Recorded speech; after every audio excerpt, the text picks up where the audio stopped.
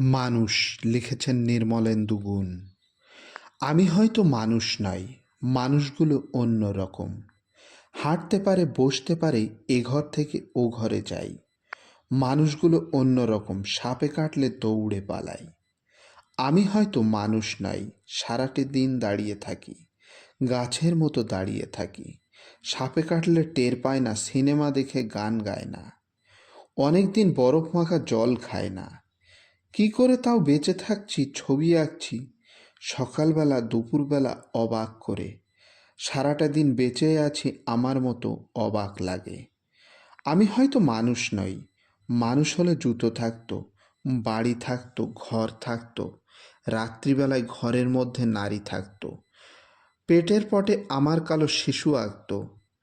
আমি হয়তো মানুষ নই, মানুষ হলে আকাশ দেখে হাসবো কেন?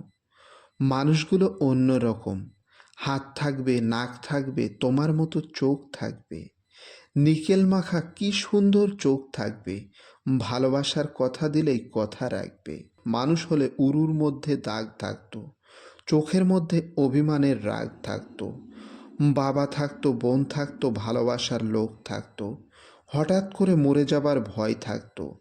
আমি হয়তো মানুষ নই, মানুষ হলে তোমাকে নিয়ে কবিতা লেখা আর হতো না, তোমাকে ছাড়া সারা রাত বেঁচে থাকাটা আর হতো না।